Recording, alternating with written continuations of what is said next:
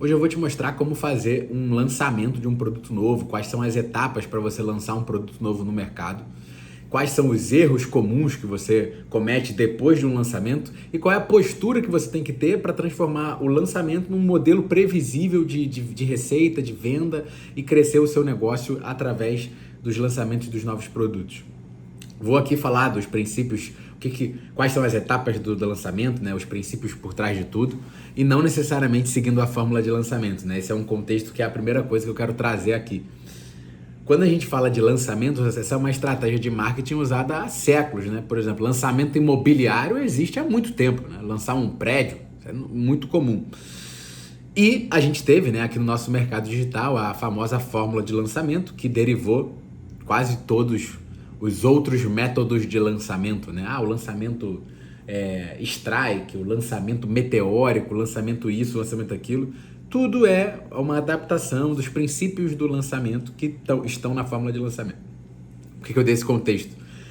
Eu vou trazer as etapas de um lançamento aqui com base no livro A Startup de $100. E esse livro foi escrito em 2012. Eu não lembro se em 2012 já tinha a fórmula de lançamento lá do Jeff Walker nos Estados Unidos e se o autor do livro bebeu dessa fonte. Aí eu só não tenho essa informação. Mas a base é muito parecida, né? Então, a primeira coisa que eu quero falar é sobre você que vai fazer um lançamento e que já tem uma base de uma audiência, já tem uma base de clientes também. O mais importante quando você pensa em lançar um produto novo é o conceito de testar na baixa. O que é testar na baixa? É você diminuir o teu risco com o lançamento. Você quer testar a ideia, você está lançando uma coisa nova, você quer saber se as pessoas vão aderir àquilo ali ou não. Isso é o mais importante.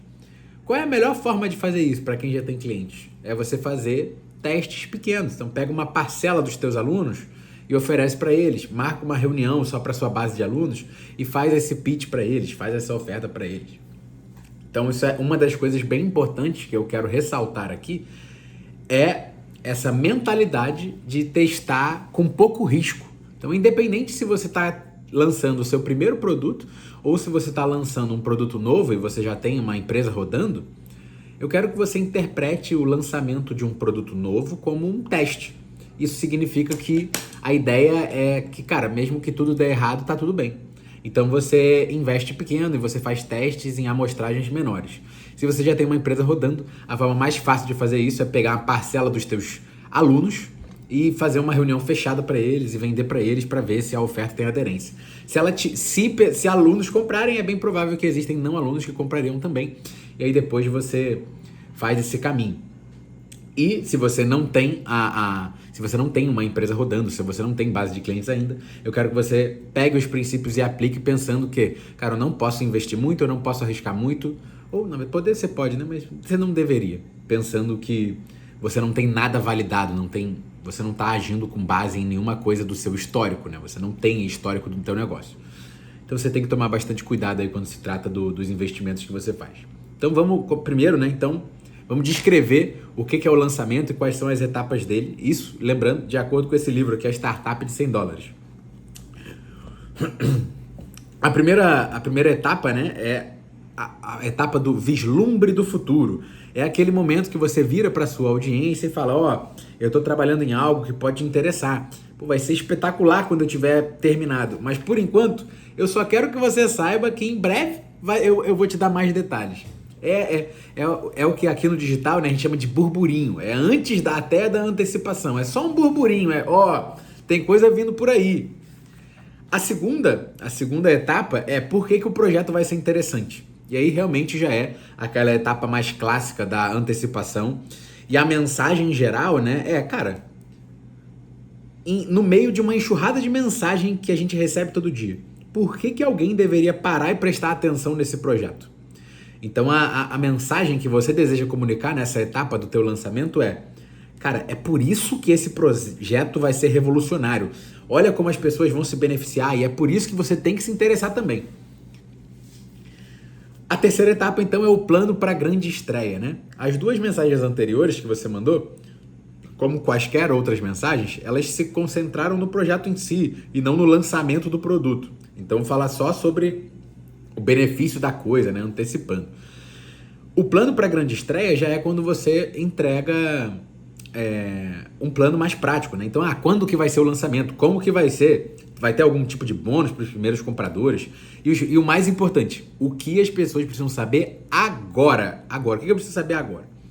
E aí a quarta etapa, calma aí, estamos quase prontos, que é a etapa de você lembrar, né? Ali perto da abertura da coisa. Essa é a mensagem esta é a calmaria antes da tempestade. Estamos chegando, estamos muito empolgados com isso. Quaisquer lembretes de última hora, detalhe do lançamento são incluídos aqui e a meta é transformar a expectativa em uma decisão de compra. Eu já vou fazer um paralelo, tá? Com essas etapas e o lançamento da fórmula tradicional, tá? E a quinta etapa é aleluia, a espera chegou ao fim. E esse é o momento de mandar o link, né? Abrir o carrinho, é a hora de vender, acabou. Então, se você fez as etapas anteriores de maneira correta, isso aqui é a parte fácil, né? Você já gerou a curiosidade, você já gerou a expectativa e você transformou a expectativa em decisão de compra. Então agora é só mandar o link e a galera compra. Só que depois disso ainda tem mais. Então a sexta etapa. Como estamos indo? Esse é o momento do teu carrinho aberto que você manda uma mensagem ali para a audiência, manda um e-mail, manda uma comunicação e a mensagem, a comunicação é: veja todas essas pessoas que já estão se beneficiando do nosso produto, né? Ele até dita aqui, ó, como estamos indo. Então como é que o lançamento tá rolando, depoimento de cliente satisfeito, que acabou de comprar. Esse é o momento de você comunicar essas coisas. E aí, a mensagem final, né, de escassez, que é a etapa ali, né, de o tempo não para. A mensagem é, cara, tá quase no fim, essa é a última chance de você aproveitar. E aqui ele colocou uma etapa a mais que eu não tinha conhecimento, apesar de trabalhar com lançamento aí há uns 4 anos. Pelo menos eu não tenho essa certeza que os meus clientes aplicam isso aqui. Que é, ele chama, né, de gostaria de agradecer a minha mãe por acreditar em mim. Mas basicamente é você comunicar para a audiência que te acompanhou, né? Cara, acabou, muito obrigado a todos. É isso aqui que vai acontecer na sequência, né? Isso aqui que vai acontecer em seguida. E aí ele fecha então, né, essas etapas de um lançamento. Aqui no livro ele é muito mais raso e ele fala dos princípios da coisa e não da parte prática. Então, eu não falo no livro de, então você vai mandar um e-mail, você vai fazer uma live. Não tem isso. Você está falando dos princípios ali, né, do aquecer e tal. Traçando um paralelo com a fórmula e com os lançamentos tradicionais que a gente conhece aqui no digital, esse vislumbre do futuro, a primeira etapa, a curiosidade, o burburinho, né? Tem alguma coisa acontecendo. Tudo isso é muito parecido. Só que o plano para a grande estreia, que é esse momento de você falar de como vai ser o lançamento e tal, isso é algo que quando você coloca os CPLs, né, os conteúdos pré-lançamento em vídeo, em live, aqui já muda bastante. Porque aí você não vende você já não fala sobre o produto muito, né? Você cria um evento. E aí o evento que é, como é que vai ser o evento, quando vai ser o evento, os detalhes do evento e tal. Só que durante o evento, é como se o que ele chamou aqui, né, de grande estreia, fosse o nosso evento de lançamento. O evento de lançamento é justamente onde você tem o objetivo de transformar a expectativa gerada na curiosidade, na antecipação, em decisão de compra. E traçando até, te mostrando um exemplo prático, eu estou fazendo um lançamento de uma mentoria para a base de um dos meus clientes, que é uma mentoria que a gente tem em parceria, e a gente vai ativar a base inteira de alunos para fazer uma única live, que vai ser tipo um lançamento semente, um lançamento de uma única aula, que a gente vai entregar um pouco de conteúdo e vai apresentar a nossa oferta do nosso programa High Ticket, da nossa mentoria. Isso do vislumbre do futuro e, né, essa antecipação, esse burburinho e explicar por que vai ser interessante, a gente fez. Como que a gente fez? A gente gerou 2 áudios do especialista lá mesmo falando: cara, isso aqui que tá por vir, esse é o problema que vocês têm, a gente percebeu que isso é muito comum entre a nossa galera, então a gente quer ajudar vocês com esse problema e tal. Essa foi a antecipação. Vocês têm um problema, estou trabalhando para resolver. Essa foi a mensagem que a gente passou lá. E aí agora a gente está iniciando a nossa captação de leads para live. Então olha, cara, se você está preocupado com esse problema, no dia tal, eu vou fazer uma aula em que eu vou te explicar tudo e tal, e vou abrir sim. A gente já adiantou a informação de que existe um programa, mas a ideia da aula é mostrar o caminho, né? Mostrar o caminho para bater no problema.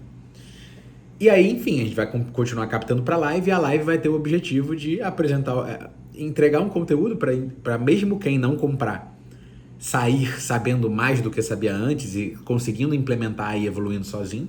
E, óbvio, para gerar as vendas. Então, isso na prática aqui, né, trazendo para esse contexto de um lançamento para a base de clientes que eu estou fazendo, a comunicação foi e-mail e o grupo de WhatsApp de alunos, foi só isso. E a gente até vai rodar tráfego, porque a gente tem 2.000 alunos, então 2.000 alunos dá para rodar anúncio.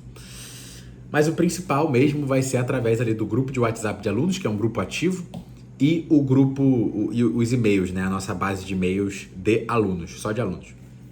Beleza, então essas são as etapas, os objetivos de cada uma delas, né, de um lançamento. Então, basicamente, é aquela historinha que a gente já sabe, né? Então, você gera uma curiosidade, você antecipa o problema, já fala o que você vai querer resolver, aí você dá detalhes sobre a estreia, e aí tem alguma coisa, algum conteúdo denso que transforma a expectativa do teu lead em uma decisão de compra. E aí depois você só envia lá o link do carrinho e a galera compra, né? É assim que funciona. Inclusive é muito legal. E aí depois, durante o carrinho, você vai falando, tá acontecendo isso, tá acontecendo aquilo, vai acabar. E depois você fala, acabou.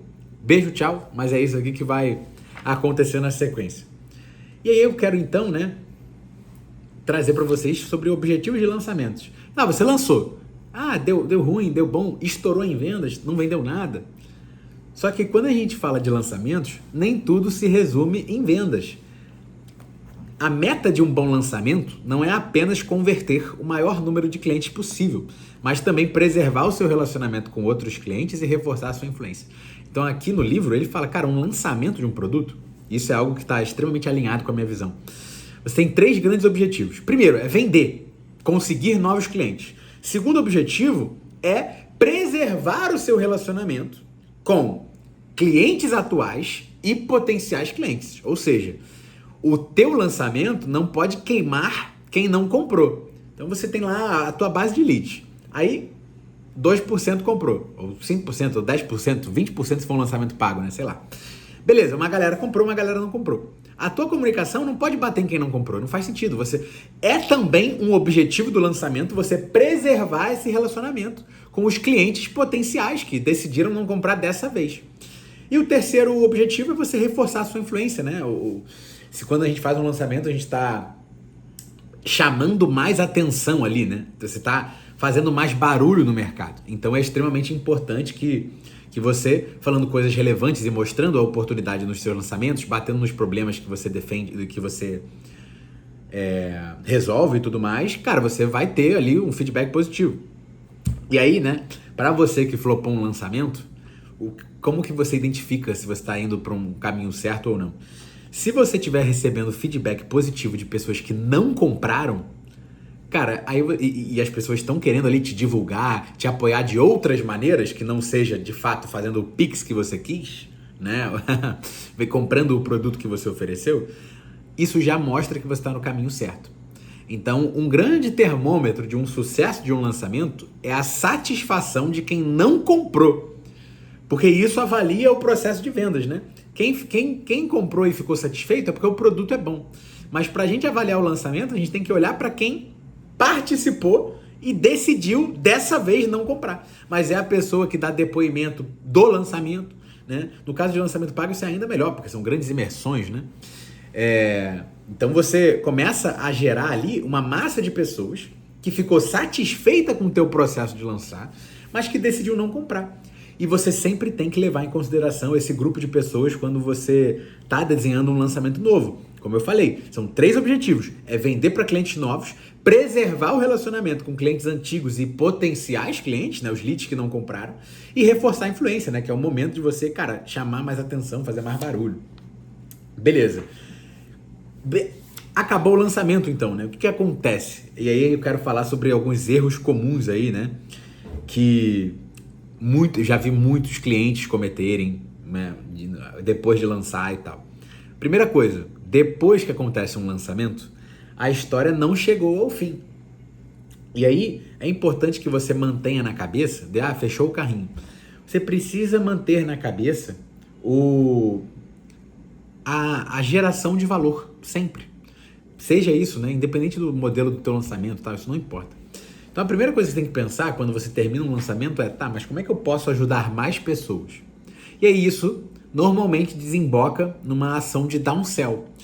Quando você não tem um produto de downsell estruturado, é bem possível que você ouça o feedback das pessoas do lançamento que não compraram ali a sua oferta e tente criar algo para eles.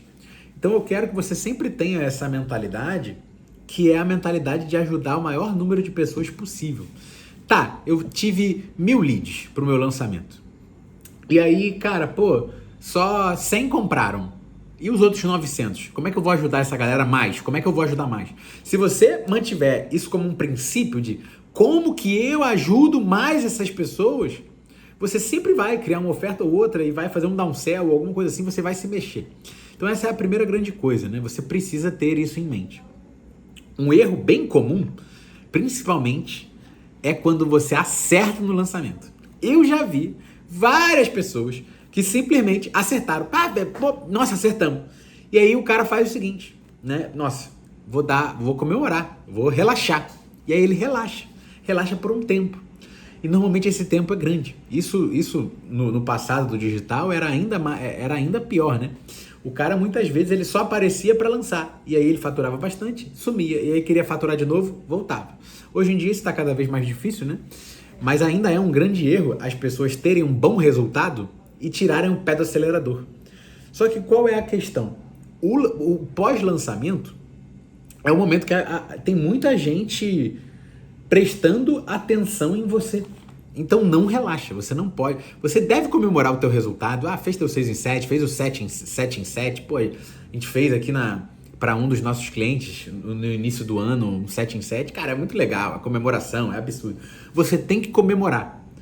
Só que relaxar não pode ser uma opção, porque o momento pós-lançamento é o momento que as pessoas estão prestando mais atenção em você. Então esse é o momento de você pegar essa atenção e transformar em alguma coisa. Seja através do downsell, seja falando sobre o que vai acontecer depois, mas você precisa usar dessa atenção. Então esse é um grande erro na minha visão, né? Você comemorar, você deve comemorar, né? Eu sou um grande defensor das comemorações. Teve um cliente meu que fez um lançamento que ele investiu tipo 80 mil e faturou 1 milhão e ele nem comemorou. Eu fiquei, cara, esse cara é doido. Ele tá maluco, tá errado. Tem que comemorar. Tá tudo bem você entender que aquele resultado não define que você é um gênio, mas você precisa comemorar. Caraca, fez quase 1 milhão de lucro, né? Que loucura.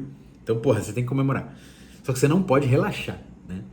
E aí, então, o relaxar é um grande erro. Você não pode fazer isso. Mas tem outras duas coisas que são erros muito comuns e são erros quase que fatais aí para vários dos negócios digitais que eu já vi.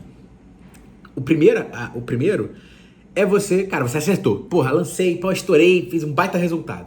Aí você faz o seguinte, aí você pensa em outro produto, em outro lançamento, tem uma ideia diferente e nova para tentar fazer um próximo lançamento. E aí dá errado. Por quê? Qual foi o erro aí, né? Você acertou uma parada e quis ir para um caminho diferente. Vou fazer outra coisa. Cara, como assim, né? E é muito louco, porque isso é muito fruto do piloto automático. Você acertou uma vez, aí você quer criar outra coisa que você vai acertar de novo. Só que não faz sentido nenhum. E aí o outro grande erro, que é o terceiro grande erro, é você acertar, não querer ir para outro caminho diferente, mas você ser devagar para repetir. Então, isso eu ouvi muito do Wendel Carvalho. Ele falou, cara, você acertou teu lançamento? Faz de novo mês que vem. Acertou de novo? Faz de novo mês que vem. Por que você vai ficar esperando 3 meses para fazer de novo? Você está enrolando. Faz mais, tem que se mexer mais. Mas pode cair o resultado. Mas demanda, não tem tanta demanda. Cara, mas faz. Se você fez, qual é a coisa que o grande ensinamento? Se você fez uma ação de vendas que deu certo, você precisa repetir o mais rápido possível. É simples assim. Qual é a lógica de você acertar, fazer algo diferente? E qual é a lógica de você acertar e demorar para repetir? Isso não faz sentido. Então, eu já vi muitos negócios pecando dessa maneira, assim, fica meio devagar, meio relaxado. E o que resolve isso? O que tira esses negócios do piloto automático? É ter o que eu chamo de postura de debriefing. Quando você faz uma ação de venda, você costuma fazer um debriefing, né? De ver, a gente investiu tanto, faturou tanto, foi legal e tal. Só que o que eu tô chamando aqui de postura de debriefing é realmente uma visão mais intencional sobre aquilo que aconteceu e sobre próximos passos. Então, debriefing é você analisar o que passou e planejar os próximos passos.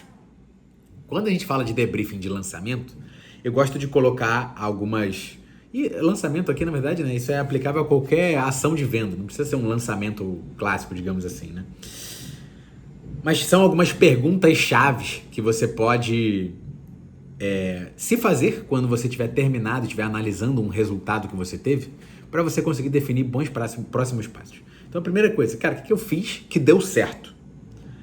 E que eu tenho que repetir exatamente igual. Pô, eu fiz assim, foi bom, eu vou fazer exatamente assim de novo. Segunda coisa, o que eu fiz que pode melhorar? Ah, beleza, não, isso que eu fiz pode melhorar e tal. O que eu errei e que eu não posso fazer de novo? Tipo, eu fiz essa tentativa, foi um erro, eu não vou repetir. Então, eliminei, foi pra lá. E o que eu errei, mas que é uma boa estratégia, que foi mal executada e eu tenho que melhorar. Pô, beleza. Então, eu preciso pensar nessas 4 coisas. 4 coisas. Então, o que deu certo que você tem que fazer igual, meio idêntico, Ctrl+C, Ctrl+V. O que pode melhorar de maneira geral? Né? Teve coisas que você fez que foram boas, mas que podem melhorar. Então, você precisa pensar, de maneira geral, as coisas que você fez e que podem melhorar. Terceiro, o que eu errei e que realmente é um erro estratégico, eu tenho que eliminar isso, não vou fazer mais isso. Exemplo, eu fiz um lançamento de 5 lives, porra, não fez sentido, nunca mais vou fazer de 5 lives, agora é só 4.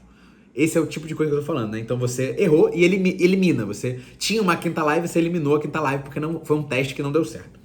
E a quarta coisa é, o que eu errei, mas que faz sentido e eu preciso tentar de novo, preciso melhorar, tentar diferente.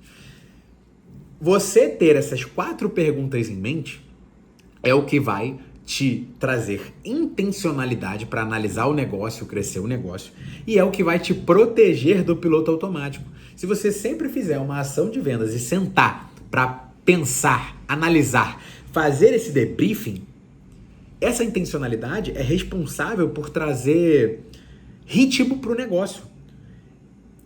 Por quê? Porque o próximo passo nosso é sempre, o próximo passo mais importante é sempre o próximo. Esse é o ponto, né? Qual é o passo mais importante que você tem que dar? O próximo. Então, eu fiz um 7 em 7. O que é mais importante agora? Pensar no próximo.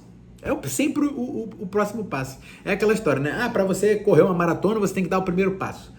Mas, de qualquer forma, o passo mais importante é sempre o próximo. Quando você está sem sair do movimento, o mais importante é o próximo, que é o primeiro. Mas quando você está no movimento, o mais importante é o próximo, para você não parar. E quando a gente fala de negócio, é muito comum. As pessoas acertam uma parada e depois param. Eu fiz um lançamento nesse modelo aqui, eu fiz um lançamento pago. Testei um lançamento pago, fiz meu primeiro lançamento pago e lucrei 200 mil. E quando que é o teu próximo lançamento pago? Não sei, eu vou fazer o próximo gratuito. Cara, por quê? Qual é a lógica? Você acabou de descobrir um processo de vendas que funcionou. Você fez algo que deu muito certo. Por que você vai fazer diferente? E pelo menos nesse caso do, vou fazer o próximo é o gratuito, pelo menos é um exemplo de algo que já dava certo. Porque o mais comum é, testei um lançamento, só fazia lançamento gratuito.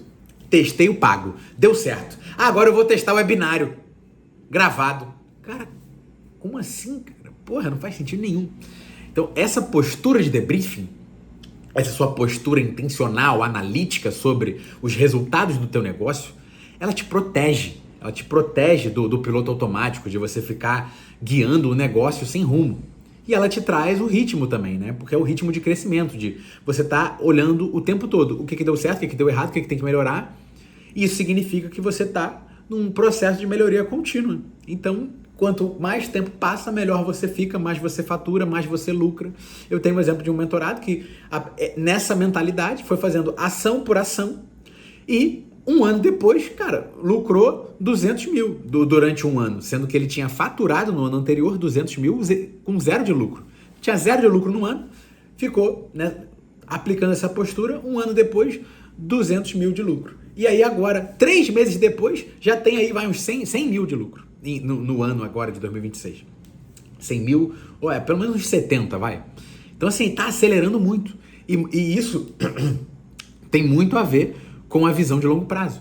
Muitas vezes você quer acelerar demais. Só que esse processo de Sair do piloto automático, faz uma ação, revisa, melhora a próxima, já começa, o debriefing é o momento de começar a planejar a próxima.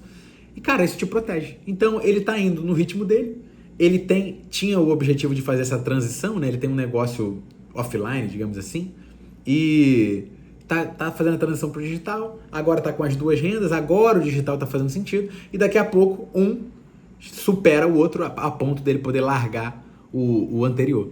Então é mais ou menos essa a lógica, né? A postura de debriefing é a mentalidade, é a postura que vai te proteger de cair na tentação, a tentação de relaxar, a tentação de desacelerar, a tentação de testar uma parada que não faz sentido. Aquele discurso de todo teste é válido, ele faz sentido em alguns aspectos e não faz em outros. Por quê? Cara, tem teste que você olha e fala assim, cara, é impossível isso dar certo. Então é um teste que não é tão válido assim. E quando eu digo isso é impossível de dar certo, é se você tiver uma base de experiência que sustente isso, tá? Porque quando você não sabe de nada, é óbvio que todo teste é válido, né? Agora, se você já tem um histórico, você já fez 10 vezes a mesma coisa, todas as vezes deram certo, e aí você quer fazer um negócio completamente diferente, pô, você tá dando um tiro no escuro, né? Mas todo teste é válido. Mas a probabilidade de você se ferrar ignorando tudo que deu certo antes é alta.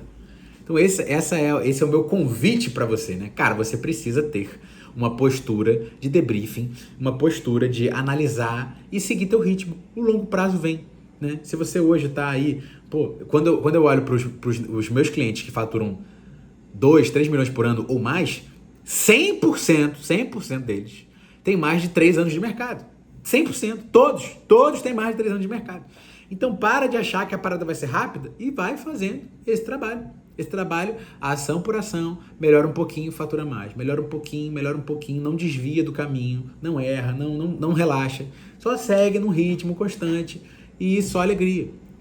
Quanto mais o tempo passar, melhor você vai ficar, mais você vai lucrar. Você vai aprendendo com a experiência também. Então essa é a minha grande sugestão para você, né? E essa é a melhor forma que eu enxergo que você tem como, cara, lançar um produto, seguindo esses princípios que eu apresentei para você, mas transformar isso num teste, numa atitude que vai perdurar ao longo do teu negócio para você conseguir crescer o teu negócio ad infinito, né? Enquanto você tiver essa postura, você estará nesse ciclo de melhoria contínua, né? Então eu espero que você tenha conseguido vislumbrar como aplicar isso no teu negócio, e eu espero que você traga essa mentalidade para sua vida também, cara, tudo que você fez que deu errado. Essa postura de debriefing é algo para você aplicar com tudo que você aprende, não é só de negócio, não é só de ação de venda. Você pode fazer isso para analisar o seu progresso de dieta, pode fazer, cara, para qualquer coisa. E eu realmente acredito que isso pode mudar bastante o nível dos seus resultados, não só de negócio, mas na vida como um todo. Então espero que tenha sido útil para você.